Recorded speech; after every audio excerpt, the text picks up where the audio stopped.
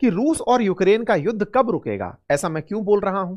क्योंकि ट्रंप ने अपने इलेक्शन कैंपेन में कहा था कि जैसे ही मैं राष्ट्रपति बनूंगा तुरंत रूस और यूक्रेन का वॉर रुकवा दूंगा। तो साहब ट्रंप आप आ चुके हैं, तो आप रूस का युद्ध रुकवाने के लिए कर क्या रहे हैं? ऐसे में युद्ध रुकवाने के लिए पुतिन से कोई बातचीत चल भी रही है आपकी या फिर नहीं? तो हां साहब, इन्होंने वही पुराना पैतरा अपनाया जो अमेरिकी पैतरे होते हैं। क्या कि हे पुतिन तुम मान जाओ, नहीं तो तुम पर सैंक्शन लाद देंगे। पुतिन ने कहा प्लीज अब ये बातें आप ना करें, सैंक्शंस का डर मत दिखाओ, मतलब ये समझ नहीं आ रहा है, हमने उसका बाईपास निकाल लिया है, चलो कोई बात नहीं। तो भाई साहब इन्होंने भी उस चीज का बाईपास निकाल लिया है जिसका पुतिन ने बाईपास निकाल लिया था। तो थोड़ा सा मैं इसको यहां पर सरल करके आगे बढ़ाता हूं। ट्रंप ने पुतिन से कहा कि मान जाओ नहीं तो तुम पर सैंक्शन लाद देंगे। पुतिन ने कहा कि देखिए सर, आप सैंक्शन का मतलब क्या कि आप हमारा कोई तेल नहीं खरीदेगा, हमारा कोई माल नहीं खरीदेगा। हम इतना सस्ता माल करके दे दिए दुनिया को कि सब भर भर के तेल खरीद रहे हैं, और हम युद्ध के बाद अमीर बने हुए देशों में से हैं। मतलब कोई युद्ध करके गरीब होता है, हम युद्ध करके अमीर बन गए, वो देश हैं हम।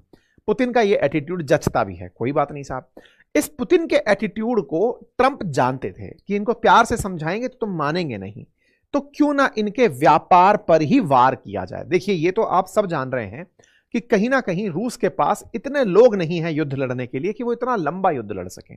लेकिन ये जरूर है कि पैसा जरूर है, उस पैसे के लालच में दुनिया भर के देश युद्ध लड़ने पहुंच सकते हैं। जैसे नॉर्थ कोरिया की सेना वहां पहुंची गई है, भारत जैसे देशों से लोग गुपचुप तरीके से वहां पर संघर्ष करने पहुंच जा रहे हैं। आपने ये खबरें हमारे यहां पर सुनी भी होंगी।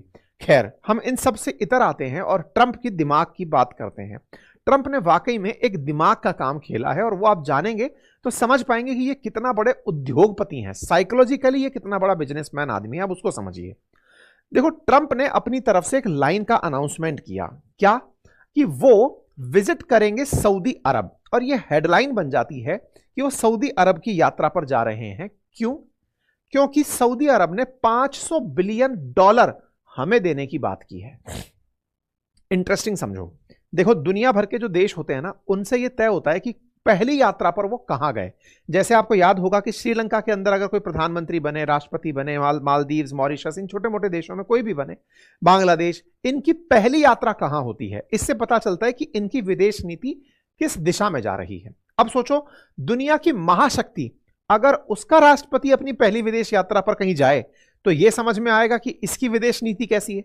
लेकिन साहब अमेरिका तो अमेरिका है, और उसकी विदेश नीति केवल व्यापार की है, और व्यापार की विदेश नीति में वो ये कहते हैं कि सऊदी प्रिंस से मिलने जाएंगे हम, क्योंकि उनने कहा है कि वो $500 बिलियन हमारे साथ खर्च करने वाले हैं, अमेरिका में पैसे देने वाले हैं। अब ये बात जैसे ही आती है, ये हेडलाइन कुछ इस तरह से रीड की जाती है कि साहब अगर ऐसा हुआ तो क्या रूस यूक्रेन युद्ध रुक जाएगा।